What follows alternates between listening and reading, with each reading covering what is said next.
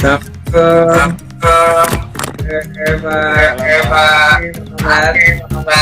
Baik Pak. Suara saya jelas. Pak. Jelas. Alhamdulillah. Baik Pak.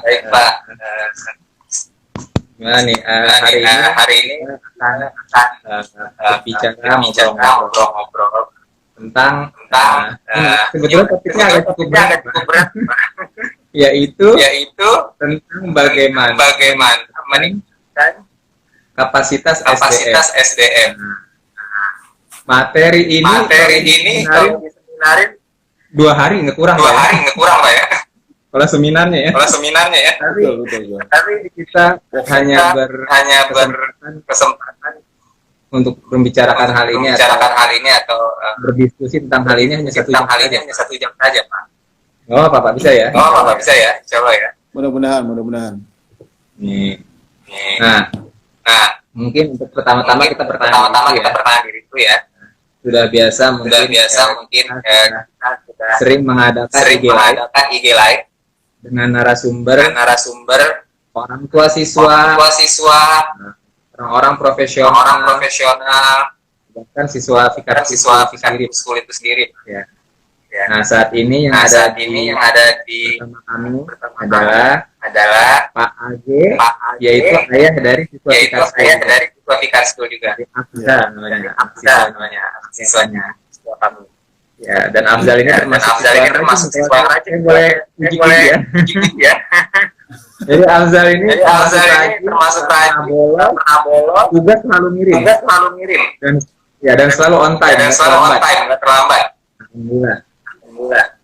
Luar biasa Pak. Jadi mungkin itu juga berkat didikan ayahnya yang pakar mungkin ya. Ya baik Pak. Boleh perkenalkan diri dulu Pak. Oke baik, nama saya biasa dipanggil AG. Saya orang tua murid dari Afzal, Mumtaz Afzal Azim. Saat ini alhamdulillah masih dipercaya bekerja di Grup M Indonesia, sebuah media advertising terbesar di dunia mungkin ya, di Indonesia sebagai talent lah. Kita orang dulu bilangnya HRD lah, sekarang ngetrennya talent lah, atau human capital gitu kan. Lebih ke strategiknya gitu. Seperti itu kira-kira Pak Afi. Baik.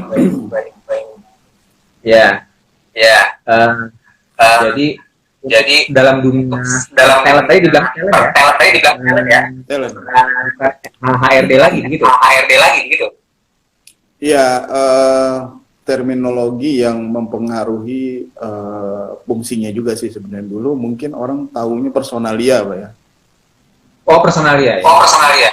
Dulu orang tahunya personalia, terus HRD, terus human capital, terus sekarang lebih ke talent gitu. Karena concernnya memang sebenarnya talent sama lah, SDM gitu ya. Talent ya sama sebenarnya, cuma ada sedikit lebih biar keren aja mungkin. Ya. Baik. Kalau dunia anggaplah SDM ya, sumber daya pengelolaan ya. Pak AG sendiri sudah berapa tahun berkecimpung dalam itu? 20 tahun lebih kali Pak. Ya, luar biasa. Ya, jadi pasti jam terbang ataupun banyak. Begitu pula mungkin teori-teori yang bisa di-share kita gitu ya. Ya minimal hal-hal prinsip lah. Boleh. Bagaimana supaya ini memiliki SDM yang kompeten. Karena begini Pak. Kami kan sekolah. Nah, di sekolah ini kami berupa guru. Ya banyak nggak cuma guru sih ya. Pasang kopi boleh Pak? Ya. Boleh silakan. Ya. Nah, guru kami ini juga kan menghadapi berbagai macam siswa. Mereka juga harus punya skill yang sesuai keinginan kita gitu. Jangan sampai guru itu menguasai mata pelajarannya saja, tapi nggak kurang baik dalam hard delivery-nya.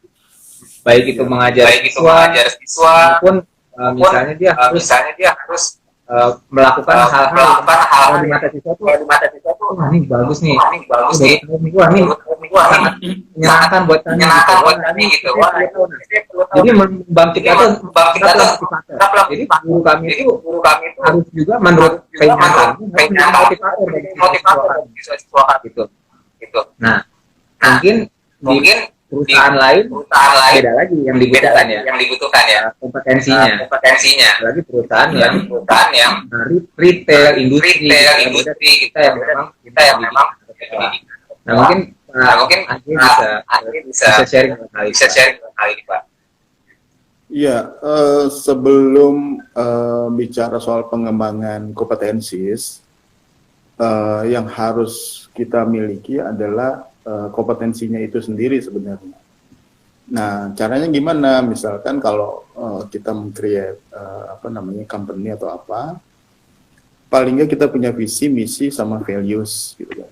Nah, dari ketiga hal itu bisa nggak kita break down menjadi sebuah core competencies gitu. Atau mungkin berangkat dari DNA brand.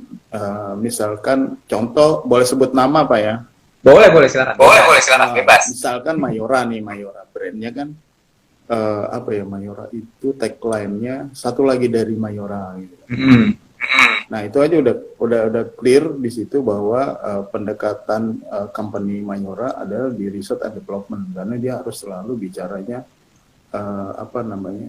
hasil ya kan, satu lagi dari Mayora. Jadi mungkin kompetensi yang ada di sana adalah lebih condong ke bagaimana meng-create atau inovasi baru di bidang food and beverage ya, F&B atau apalah gitu ya. Atau fast moving consumer good gitu ya, FMCG.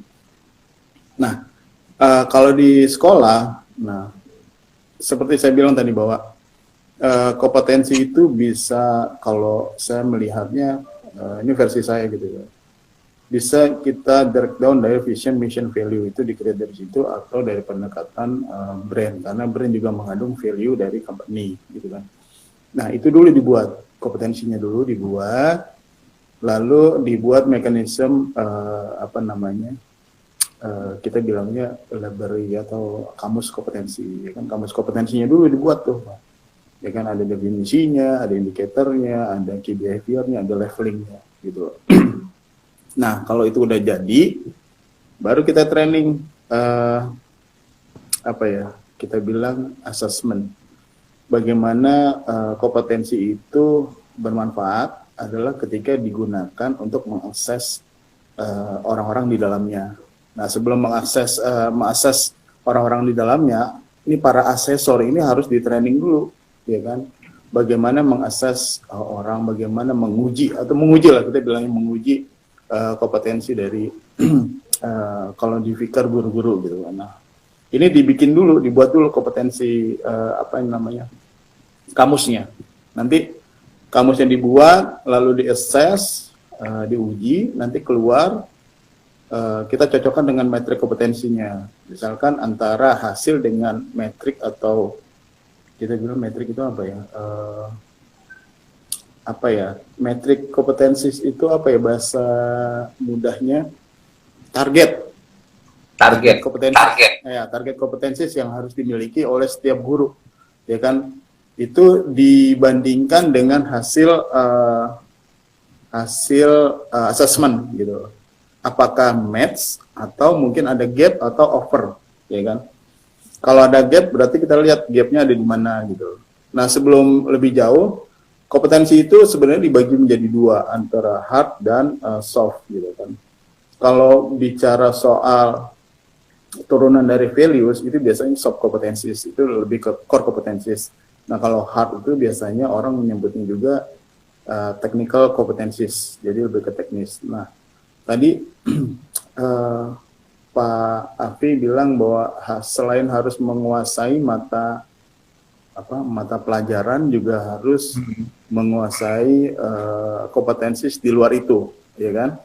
Nah, ini kita akan lihat kompetensis untuk mata pelajaran ada di mana? Apakah ada di core atau ada di technical gitu. Nah, pada saat kita assess bahwa ternyata mata pelajaran itu lebih ke technical gitu kan. Terus di luar mata pelajaran justru masuknya di core karena itu ada values atau tata nilai dari fikar yang harus diajawantahkan ya, diimplementasikan ke dalam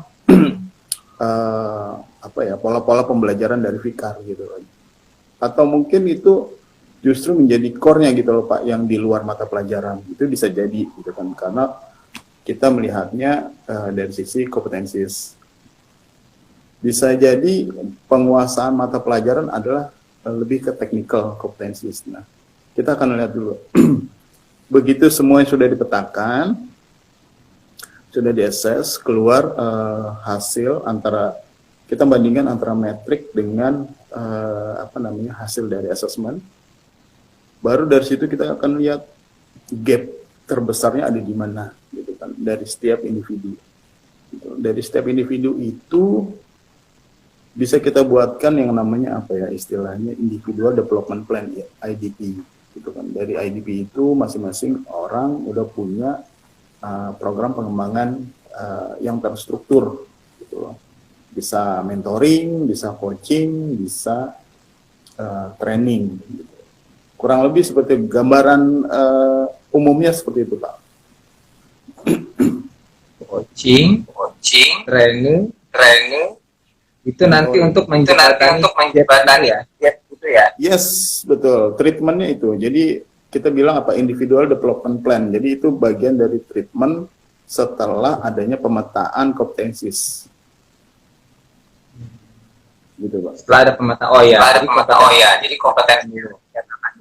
Ya. Ya tadi di awal tadi ya. Betul. Nah, begini Pak, sekarang seandainya kita sudah terlanjur nih mendapatkan SDM. SDM ini ternyata tidak sesuai harapan kita, atau tidak sesuai dengan value ataupun hal-hal yang visi misi. Nah, tapi kan kita juga nggak semudah itu mencari pengganti. Itu harus dilakukan ini dulu. Atau step-stepnya seperti apa? Pak? Karena saya pernah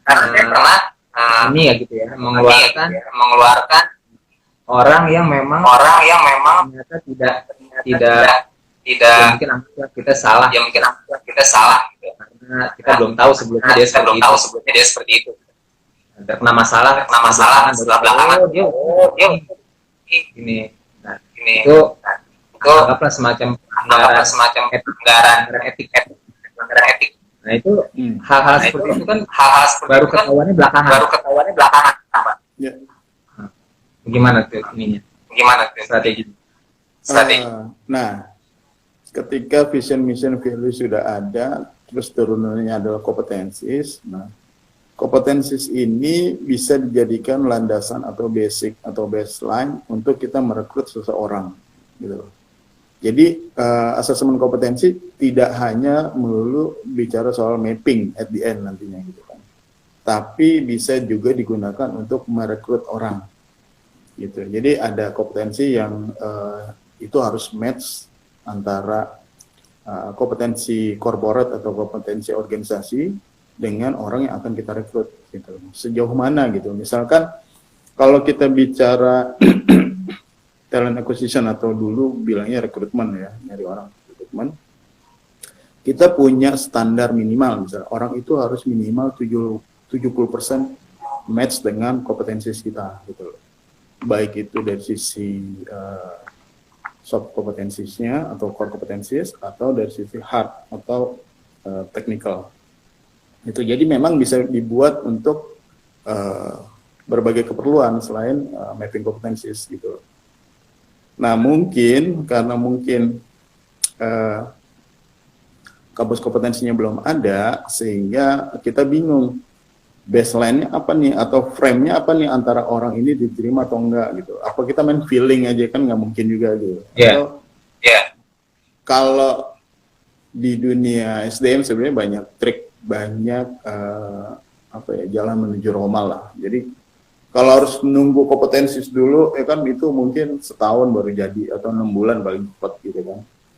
Tapi kita udah mendesak nih, urgent ya kan. Itu ada beberapa tools yang bisa dipakai untuk merekrut orang. Jadi, tapi paling tidak ada sedikit kesepakatan antara job matching-nya harus berapa gitu, antara 60 atau 70. Itu kesepakatan komite yang bisa dibentuk. Gitu. Dan itu ada beberapa alat tools psikologi yang non psikologi yang bisa digunakan di setiap organisasi gitu. Contohnya DISC itu bisa digunakan untuk paling enggak membuat gambaran dasar orang ini match atau tidak terhadap pekerjaan yang nantinya akan dia lakukan gitu. Paling enggak tools itu membantu kita membantu kita memprediksi orang ini cocok atau tidak gitu lah. Jadi ada tools, lalu ada proses interview di dalamnya, itu adalah memperkuat asumsi atau persepsi kita terhadap orang tersebut. Karena kan kita bicara asumsi, karena kan belum proven ya Pak. Kalau udah proven kan berarti udah ada hasilnya gitu, udah ketahuan. Kita bicara proyeksi orang ini mungkin cocok karena dari hasil tools yang kita gunakan 60%, terus dari interview kayaknya match nih segala macam. Nah itu ya, jadi landasan kita untuk merekrut yang bersangkutan gitu.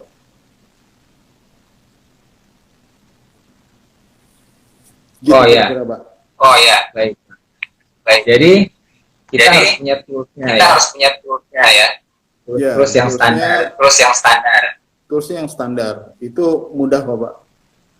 Nanti kalau saya main ke sana nanti saya ini Pak. Terima kasih. Nanti kita bicaranya antara job role dengan person. Itu match-nya di mana, itu bisa kita hitung persentasenya orang itu match terhadap job ini berapa persen, dan kita mau ada di berapa persen standar minimum orang itu biar diterima di sebuah organisasi. Itu mudah Pak.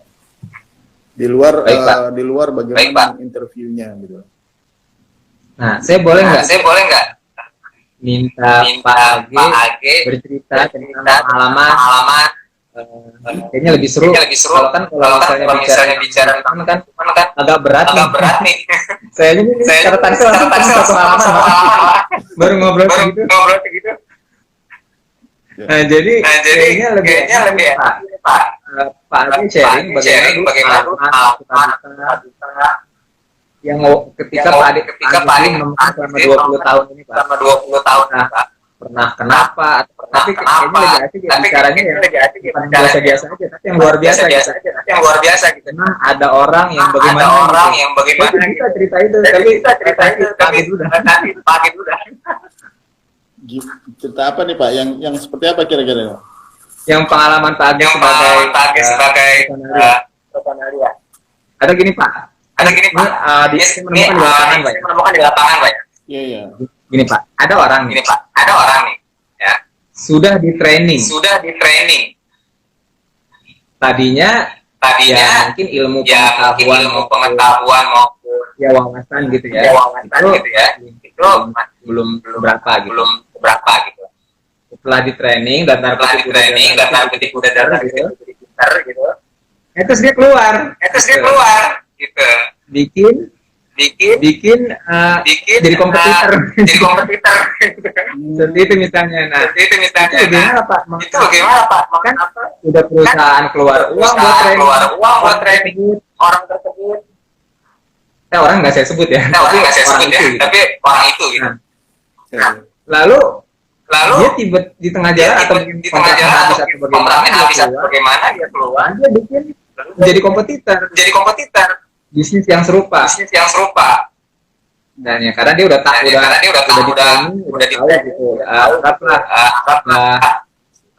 A sampai Z dia udah paham gitu. Nah, itu gimana kalau kondisi seperti itu, Pak? Nah, gini. Values, tata nilai dan kompetensi itu menjadi diferensi atau pembeda gitu. Itu yang jadi pembeda. Di luar itu ada brand itu gimana caranya adalah ketika orang dengar Fikar School, orang udah kebayang sebuah lembaga pendidikan yang bla bla bla bla. Nah itu memang harus dikreat, harus dibangun. Jadi nggak mudah membangun brand. Nah dengan kondisi yang seperti itu sebenarnya nggak usah takut kalau kita sudah sudah punya brand yang cukup signifikan, udah kebangun brandnya, orang udah tahu, terus tata nilainya juga mau di cloning seperti apapun akan beda karena apa ya, chemistry-nya itu akan beda-beda setiap orang gitu. Jadi yang terpenting adalah bagaimana membangun sebuah apa ya, atmosfer, sebuah values korporat atau organisasi yang di dalamnya gimana caranya itu terpancar dari brand yang sudah di apa ya, yang sudah established lah, sudah di publik, udah dipublish di masyarakat, sehingga sehingga apa ya, itu yang menjadi pembeda antara Fikar dengan lembaga sejenis gitu. Kalau memang sudah dibangun lebih apa ya, lebih komprehensif ya kan, lebih macam-macam gitu. Jadi brand tidak melulu soal logo, tapi gimana caranya brand itu adalah ruhnya ada di brand sebenarnya, ruhnya ada di situ, sehingga mewakili visi misi, mewakili values, mewakili kompetensi yang ada, sehingga orang begitu mendengar atau melihat logo atau tagline Fikar, orang udah ngeklik bahwa di dalam Fikar adalah bla bla bla bla bla bla, karena itu udah terbangun dan itu memang tidak mudah.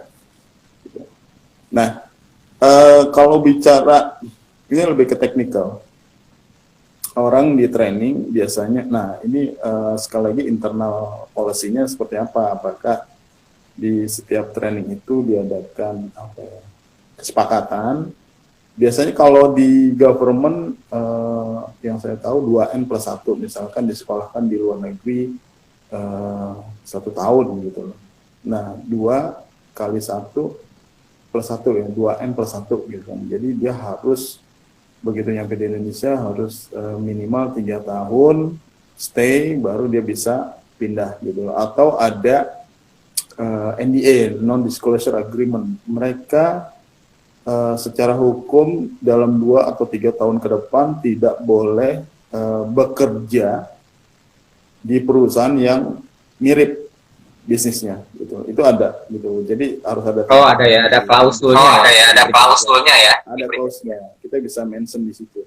Artinya kalau dia keluar bekerja atau mendirikan dengan bisnis yang sama, itu bisa kita raise, bisa kita apa ya, pidanakan gitu loh. Karena udah ada perjanjiannya. Gitu kan. Ini ada pertanyaan. Pak, ini ada pertanyaan, Pak ya. Iya, apa tuh? Saya nggak bisa lihat. Bisa dilihat, Pak ya? Oh, ini bisa. Dari Pak Doni Adiguna nih. Oh. Ini atasan saya, Pak. Iya. Ya coba tolong dibaca Pak. Apakah coaching bisa jadi tools di awal untuk mengetahui seorang individu? Karena kadang kalau hanya tulis tertulis belum bisa menjamin kompetensi seorang individu. Karena masih bisa diakali. Oh, oke. Makanya tadi saya bilang tools ditambah dengan kemampuan atau teknik interview. Teknik interview itu bagaimana memprobing orang, bagaimana menggali informasi sedetail mungkin sehingga kita mendapatkan evidence. Tidak hanya kalaupun dia bluffing, itu kita bisa judge bahwa itu bluffing karena evidence yang ada. Nah, itu teknik tersendiri itu. Bahasa teknikalnya behavior event interview atau in-depth structure interview. Jadi interview terstruktur gitu, sampai akhirnya kita ketemu dia mengatakan faking good. gitu. Dia mengatakan wah apa ya, sesuatu yang dia nggak kerjakan sebenarnya, dia hanya bluffing gitu. Itu bisa, karena di teknik itu juga salah satunya ada kemampuan membaca apa ya, mimik muka, bahwa dia create something atau dia mengakses memori gitu loh. Yang artinya kalau dia mengakses memori yang sudah dia lakukan, berarti dia trying to tell the truth gitu kan, berusaha untuk mengatakan yang sebenarnya. Ya kan, dibanding dengan dia meng-create sesuatu yang kayaknya faking good nih, kayaknya kayak saya mengatakan ini bagus nih, ya gitu. Itu ada tekniknya sebenarnya. Jadi selain tools, dibantu juga untuk memperkuatnya dengan teknik interview gitu. Kalau coaching yang saya tahu itu adalah bagaimana kita satu, menemukan potensinya dulu, terus bagaimana kita mengencourage atau melecutkan potensi itu menjadi sebuah sebuah skill atau sebuah, at the end ada performance atau kinerjanya meningkat gitu loh. Jadi kalau sebelum kita mengetahui potensinya, terus atau mungkin pada saat rekrutmen itu kita coaching, itu kan kayak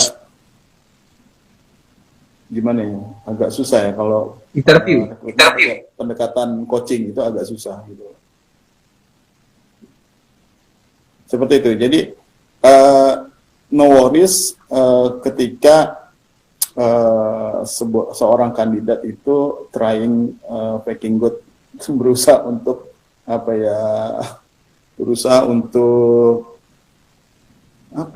istilahnya faking good itu apa ya istilahnya bahasa Indonesia-nya, berusaha untuk ngakalin bahwa mengakali ya. Iya, berusaha mengakali. Itu ada tekniknya, itu sangat mudah, itu nanti gampang lah kalau Fikar mau nanti saya share. Nah, bisa berbagi pengalaman dalam hal itu, Pak. Bisa, nanti saya kasih short course lah. Cerita gitu. Oh, kalau bisa diceritain ya. Panjang, Pak. Panjang banget kalau. Nah, tekniknya itu bisa nggak diajarkan misalnya ada studi gini deh, oke, nggak usah ceritakan beneran. Gini, oke, case-nya gini, misalkan kita menginterview fresh grad untuk jadi guru, atau dia punya pengalaman 1 tahun misalnya. Kita interview, dia pernah mengadakan seminar atau workshop atau whatever lah, ya kan? Dia men-state itu, pengalaman kamu apa? Saya pernah mengadakan ini, bla bla bla bla bla bla. Dia nggak mention sebagai ketua gitu lah, ketua pelaksananya dia nggak mention. Kalau dia mention sebagai ketua pelaksana, mungkin udah pasti dia orang yang paling punya the big achievement terhadap suksesnya acara itu. Nah, begitu dia bilang, ya aku workshop di kampus, workshop nasional atau seminar atau apa. Nah, kita interview, kita gali dulu, kita probing terus segala macam. Ketika kita probing, ternyata dia hanya kontribusi dia terhadap seminar itu hanya sebagai pengantar proposal, bahkan menyumbang ide, menyumbang saran, dan meeting pun tidak gitu loh. Setelah kita probing, ternyata saya cuma antarin proposal aja sih gitulah, ke ini buat izin, buat ini, buat nyewa gedung, bla bla bla gitu. Ternyata tugas dia hanya itu gitu. Kalau kita lihat signifikansinya atau kontribusinya terhadap suksesnya acara itu kan bisa dibilang agak minim gitu, tapi dia claiming bahwa acara itu luar biasa sukses kayak gitu. Jadi ketika teknik drill down atau probingnya kita bisa tajam, kita bisa tahu bahwa ternyata orang ini hanya sampai segitu kapasitasnya gitu.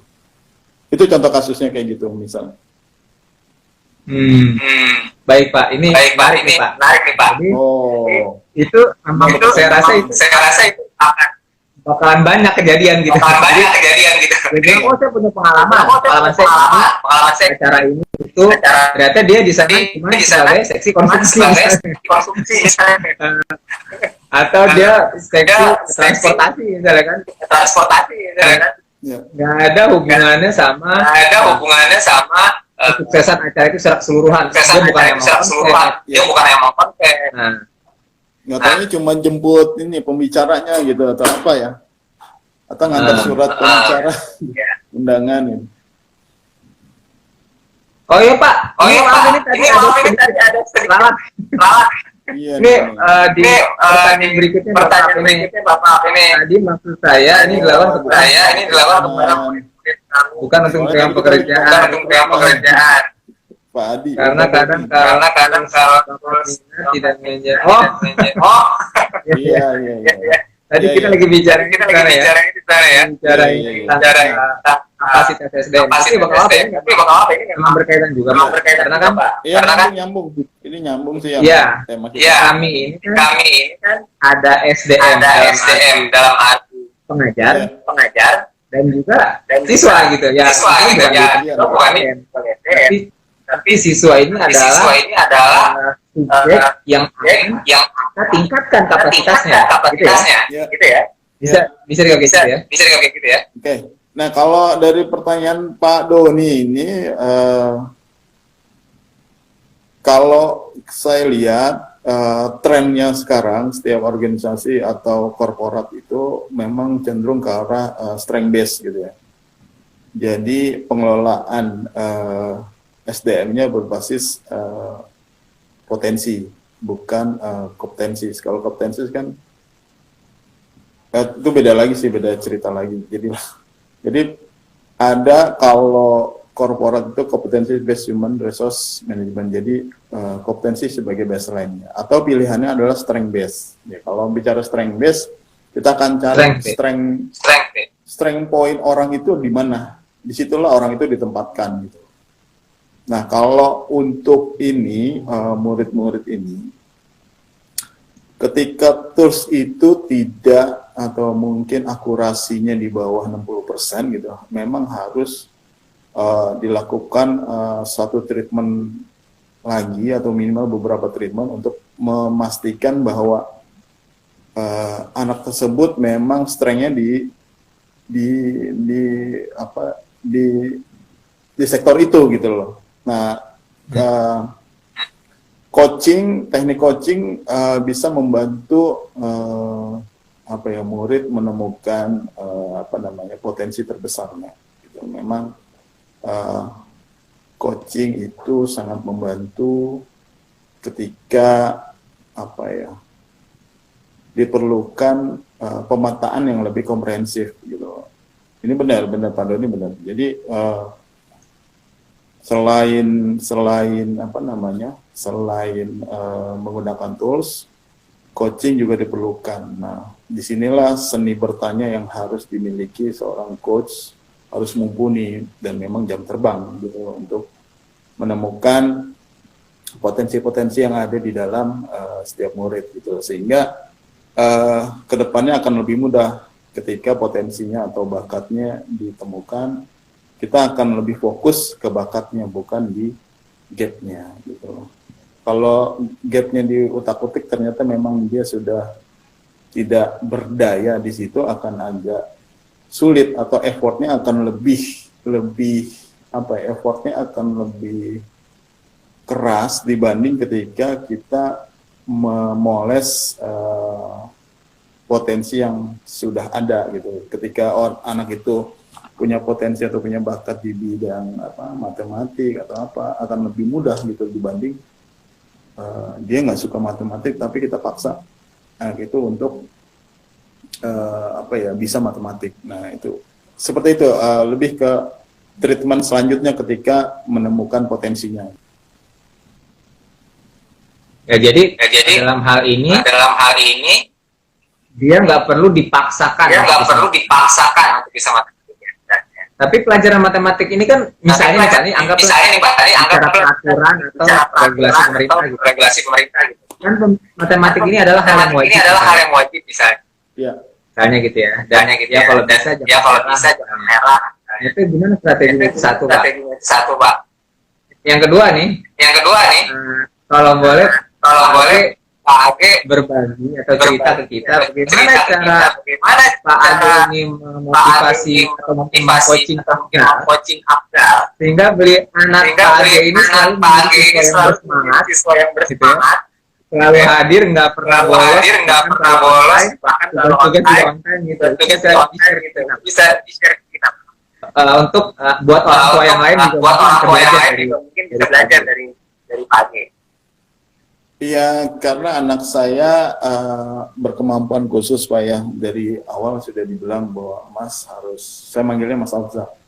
Mas Afzal harus punya semangat yang lebih dibanding anak-anak yang lain. Karena Mumtaz itu istimewa gitu ya, Mumtaz Afzal Azim, dari namanya aja saya udah bilang Mas itu istimewa. Jadi semangatnya juga harus istimewa, terus kekurangannya kalau bisa diminimalisir dan lain. Jadi memang kadang dalam berkomunikasi sehari-hari agak diselipkan motivasi. Jadi secara nggak langsung apa ya?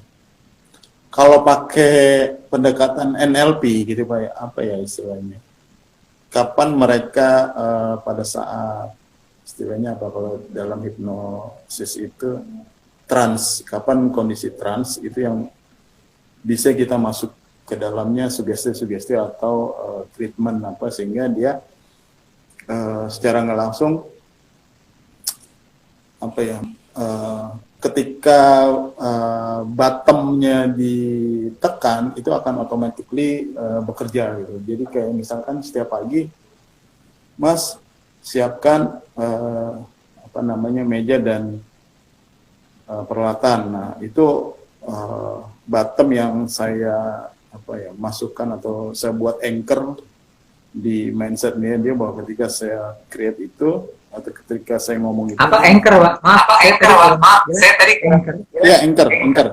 Apa itu anchor, Pak? Anchor itu apa ya? Kita bisa create dalam pendekatan NLP itu kita harus bikin apa ya? Kalau kita mengajar misalnya, ada critical point dari setiap materi itu kita harus buat anchor gitu Pak. Agar ketika anchor itu ditekan atau kita mengatakan bahwa apa ya istilahnya, misalkan matematik atau saya susah mengidentifikasi atau menjelaskan. Misalkan kita menjelaskan sesuatu tentang matematik, Bang.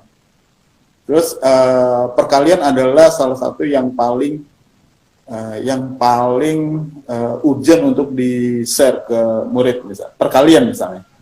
Nah, bagaimana meng-create perkalian sebagai anchor dari tema hari itu? Nah, salah satunya adalah pendekatan hipnosis itu adalah repeat, berulang-ulang. Nah, kita harus jangan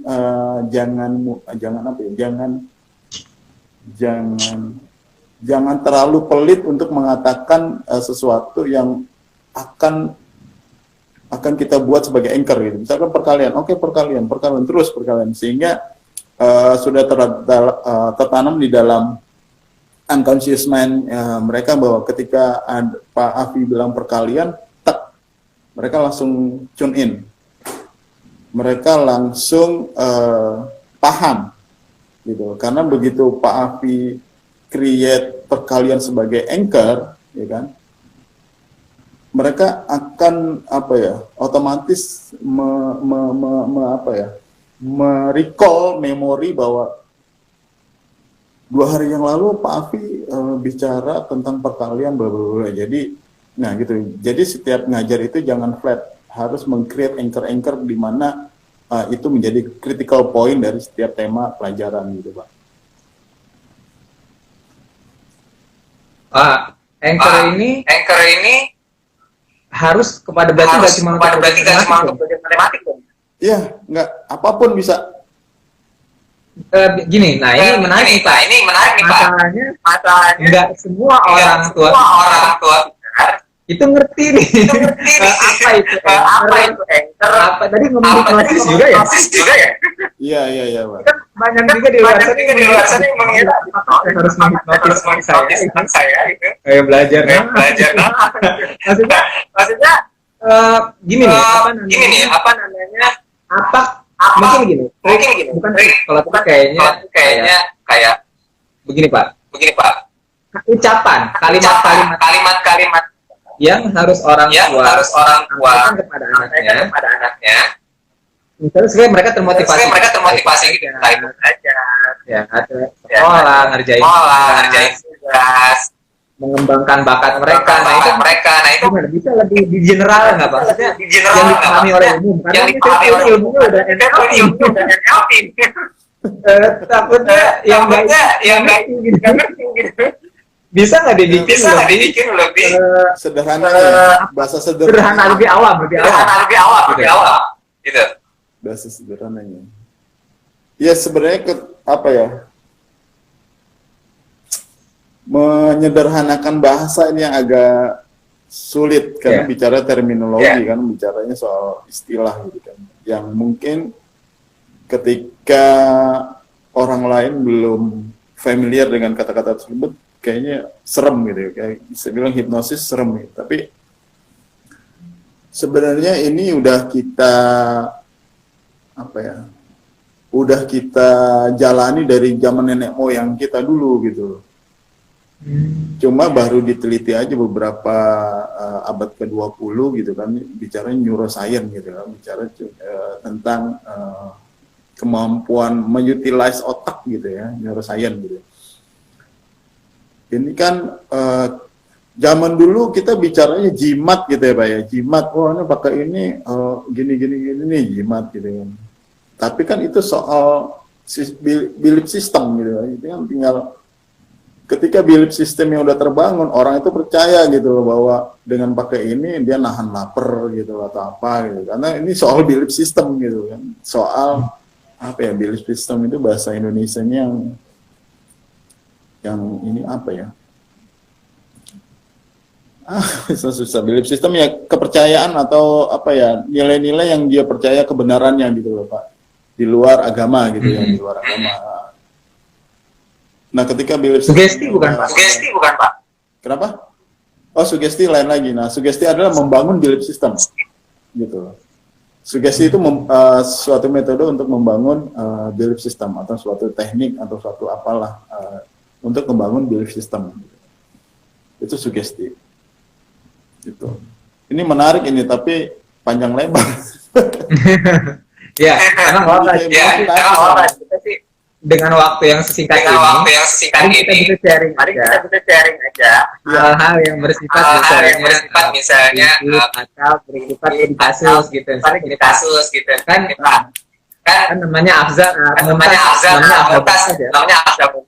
Mumtaz Afzal. Mumtaz misalnya lagi ngambek atau nggak lagi apa ya? Kalau bahasa anak sekarang lagi bete, dan gitu. Terus nggak mau sekolah misalnya gitu kan. Tapi kalau saya lihat, nggak pernah begitu. Jadi ke sekolah selalu hadir, selalu absen, paling ngerjain, ngumpulin tugas. Kalau guru nanya, dia menjawab, merespon. Nah, pertanyaannya adalah apakah Mumtaz emang nggak pernah bete, selalu dalam keadaan semangat, atau Age lah yang punya andil atau punya kiat-kiat yang membuat Mumtaz jadi seperti itu gitu. Ya itu tadi Pak, ketika kita meng-create anchor in my apa? Nggak maaf Pak, si A ini pernah nggak dia ngambek atau bete gitu, pernah nggak? Oh pernah Pak, paling kalau berantem sama adiknya gitu kan. Berarti dia benar kayak masih anak-anak juga ya. Saya kira bukan. Saya kira dia udah dewasa sekali gitu. Enggak dia sama kayak yang lainnya Pak. Jadi apa ya, kadang merasa apa ya, dia punya kekurangan, terus dia merasa apa ya, dia harus punya motivasi lebih, dia harus effort lebih. Nah itu yang biasanya saya dengungkan, ayo Mas bisa kok, Mas bisa kayak adik, Mas bisa kayak yang lainnya segala macam. Nah yang kayak gitu-gitu yang kalau kita salah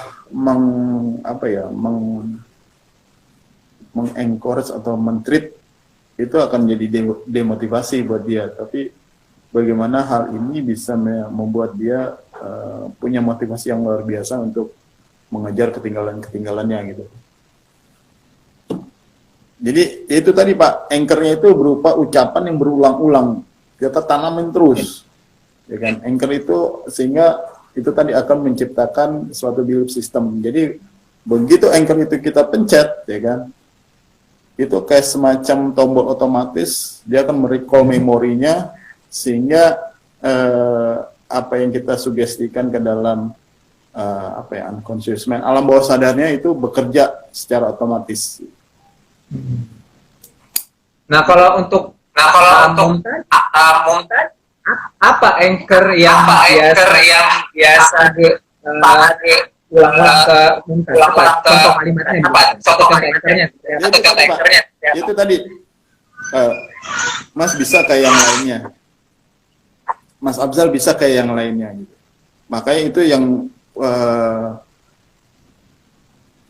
membuat dia extra effort untuk dia selalu semangat setiap pagi untuk melakukan aktivitas gitu. Bahkan sebelum ada aktivitas pembelajaran kan dia harus mempersiapkan semua ya Pak. Kan dia senangnya di luar gitu Pak. Itu di luar harus dibersihkan dulu, dipel dulu, dia punya kucing juga harus dikasih makan dulu, dia harus masukin ke. Oh, dia kalau belajar di luar ya? Di luar. Dia harus bersihin pupnya kucing dulu segala macam, dia harus lap mejanya dulu segala macam gitu. Terus dia harus luar biasa effortnya ya. Iya, itu yang begitu setiap pagi setelah udah Mas mau makan apa, sarapan, ya udah Mas bisa kok kayak yang lainnya nih. Itu yang bisa bikin dia kayak udah terpola gitu loh Pak akhirnya gitu. Kayak gitu kira-kira Pak. Iya. Berarti sesuatu yang ini buat nasihat buat para orang tua ya. Jangan pernah capek. Jangan pernah merasa lelah untuk terus menanamkan anchor itu ya. Yes, betul. Kepada anaknya ini. Timing yang paling tepat adalah ketika dia mau tidur Pak, setelah sholat isya gitu kan. Itu fase mungkin bisa masuk ke gelombang beta atau apa saya lupa. Beta. Itu fase trans yang tertinggi itu untuk memasukkan sugesti meng-create anchor gitu. Dalam keadaan dia sedang berbaring atau kita kalau biasa tidur, mungkin dulu saya kecil sering dongeng dia pada saat mau tidur kayak gitu-gitu. Nah dongeng itu bisa kita create untuk atau meng-create anchor, untuk membuat anchor gitu lewat dongeng. Gitu. Dongeng ya. Itu seru. Oh iya. Jadi nggak selalu meng-create anchor itu kita ngomong formal atau apa, tapi menyelipkan di dalam dongeng-dongeng atau cerita-cerita yang membuat mereka tertarik gitu. Jadi belum tidur itu yang sebetulnya udah dari kecil itu sebetulnya bermomen yang berharap Itu tadi itu ya. Karena fase trans ada di antara itu Pak. Baik, ini ada pertanyaan satu lagi Pak. Sebelum kita akhiri karena sisa waktunya ini Pak tinggal 10 menit lagi. Jadi ini mungkin jadi pertanyaan terakhir dari Pak Agung Surya Gumelar. Ini beliau ini adalah banknya Fikar School Pak. Oke. Ya, jadi bisa dibaca di situ ya. Cara apa itu? Kok hilang layar saya? Bagaimana cara Bagaimana cara itu Pak di bagaimana cara menghapus kalau kebanyakan anchor. Bagaimana kalau seandainya kebanyakan anchor gitu? Kebanyakan. Tadi kok hilang ya? Iya nggak ada pertanyaan Pak. Wah, berhapus kali. Pak ini hilang Pak. Tadi gini Pak, saya sempat baca. Saya sempat baca pertanyaannya. Bagaimana kalau terlalu banyak anchor? Atau ada anchor yang dihapus karena itu ternyata setelah kemudian hari ini kurang baik nih ternyata. Gitu. Mau saya hapus anchornya itu gimana Pak? Oh ini technical banget ya. Takutnya jadi terminologi makin nggak membumi nanti. Iya. Sangat teknis ya. Tapi gini Pak, memang kalau kan saya sering nggak sering juga sih. Pernah ya. Nonton acara hipnotisnya siapa namanya pakar hipnotis temannya Deddy Kobuzer tuh Pak.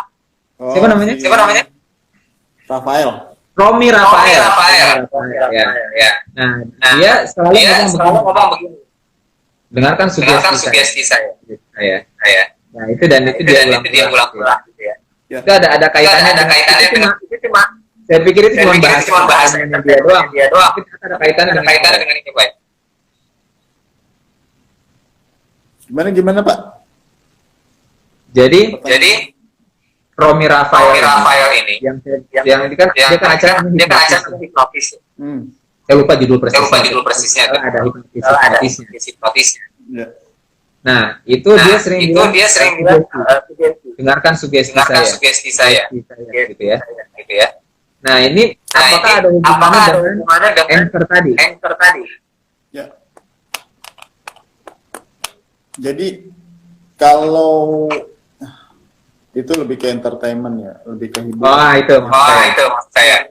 Kalau hipnosis itu cenderung apa ya?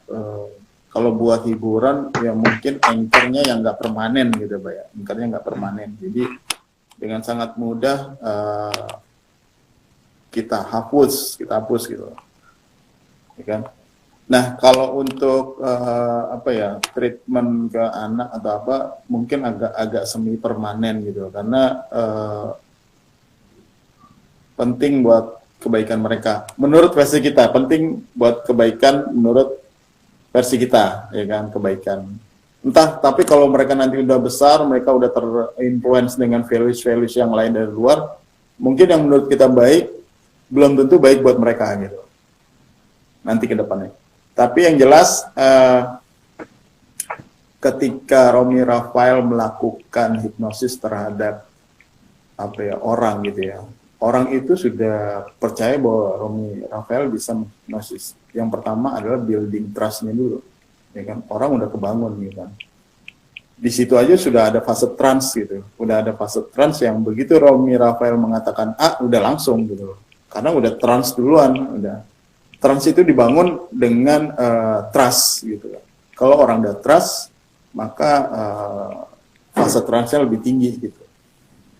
Jadi apapun yang kita katakan akan sangat mudah masuk ke dalam belief system kita atau ke alam bawah sadar kita gitu.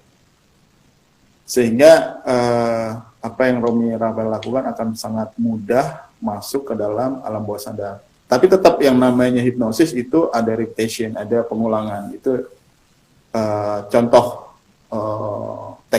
teknis ya, nggak bisa dia cuma sekali ngomong langsung, nggak bisa, dia harus berulang-ulang karena itu intinya ya. Ya, berulang-ulang itu ciri-cirinya kayak gitu. Oke, baik Pak. Berhubung waktunya sudah 5 menit lagi. Ada kesimpulan akhir yang mau Pak Age sampaikan. Ini dari kompetensi ke hipnosis nih. Iya. Nyebrangnya jauh. Jadi nyasar ya. Iya. Gak apa-apa, tapi maksudnya begini Pak. Kan judulnya kan meningkatkan kapasitas SDM. Nah, ternyata ada beberapa cara kaitan dengan hipnotis dengan menanamkan anchor sehingga mereka akan mengupgrade diri mereka dengan semangat gitu kan. Iya. Kalau disambung-sambungin sih nyambung ya. Sambung-sambungin banyak. Ya. Jadi tapi ada hal yang saya pelajaran yang bisa dapatkan selain masalah tadi coaching, interview yang terstruktur, ya training juga buat pengulangan ini ternyata penting. Ya. Pengulangan. Jadi pengulangan berarti dalam hal ini guru pun harus sering mengulang-ulang yang memang kata-kata penting atau yang harus dipahami oleh siswanya. Iya, kritikal. Iya, bisa udah bapak ajari. Oh, udah lupa ya? Kemarin kan Bu Guru udah kasih tahu. Jadi kita harus kasih tahu lagi gitu ya. Betul. Tapi kalau secara teknikal memang harus ada intonasi yang berbeda pada saat ada kalau kita ingin meng-create anchor gitu. Jadi nadanya jangan sama dengan penjelasan yang lain. Jadi harus ada sedikit intonasi yang berbeda. Sehingga unconscious mind menangkapnya bahwa ini penting karena intonasinya di sini berbeda gitu loh. Iya. Jangan datar. Kalau datar nanti ketangkapnya sama ini kan. Wah, sama semua nih. Tapi ketika intonasinya berbeda itu dan diucapkan berulang-ulang itu akan menanamkan anchor di dalam alam bawah sadar kita gitu. Apalagi kalau dibantu dengan kalau online ini agak susah ya Pak, karena kadang terganggunya dengan sinyal, terdistract-nya dengan fokus si anak yang nggak tahu di luar sana dia lagi ngapain gitu kan. Tapi kalau in class itu akan sangat mudah, ya kan. Satu, intonasinya dibedakan dengan penjelasan yang lain. Yang kedua, dengan misalkan menggunakan whiteboard, ya kan, kita akan menggunakan whiteboard itu lebar segitu gedenya, kita harus bisa meng-create anchor-anchor di setiap sudut misalkan, atau di tengah kita ngomong apa, di pojok kanan itu kita ngomong apa, di pojok kiri kita ngomong apa, dan tulisan itu harus memperkuat intonasi yang akan kita sampaikan sebagai anchor gitu. Atau positioning kita di kelas, di tengah kita bercanda, di kanan kita serius, di kiri kita agak sedikit gimana gitu. Itu penting, itu di-combine dengan pendekatan Circle of Excellence, itu keren lagi tuh Pak. Nah. Yang kita perlu bahas tentang itu berbeda. Enaknya circle online agak susah gitu. Iya. Circle of apa tadi? Excellent. Circle-nya saya sama itu buat membangun belief system juga, tapi impersonal pada saat guru mengajar. Kalau di tengah saya posisinya seringnya bercanda, kalau di kanan serius, kalau di kiri agak serius sedikit. Nah, ketika kita melakukan itu di dalam kelas, ya kan, di dalam alam pikiran kita create titik-titik anchor di dalam kelas gitu, itu akan dengan otomatis bergerak sendirinya nantinya gitu. Begitu ke tengah, bawahnya bercanda mulu. Begitu ke sudut kanan serius, begitu ke kiri agak serius. Itu nanti akan karena kita udah meng-create anchor di dalam kelas gitu. Itu akan sangat mudah kita melakukan atau mendelivery pelajaran gitu. Kayak gitu, Pak. Oke, baik Pak. Terima kasih banyak. Walaupun kayak puzzle nih, potong di mana, tapi kita jadi satukan. Dalam suatu bingkai besar, bagaimana melejitkan potensi gede. Ya baik ya Pak. Terima kasih banyak Pak, karena waktu ini dibatasi oleh saya. Jadi IG-nya jam. Mohon maaf ini suara saya mati ya? Enggak Pak, clear Pak di sini. Oh, clear. Ini ada yang bilang suara saya mantul. Baik, Pak, mungkin beda ada pangkat di sana ya, HP-nya.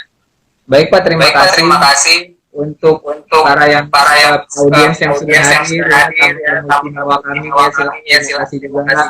Semoga diskusi sharing di IG Live kita kali ini bermanfaat, ada yang manfaatnya. Ya, terima kasih Pak Agi. Salam buat Abzal. Insyaallah, Ya. Insyaallah. Ya. Assalamualaikum. Waalaikumsalam.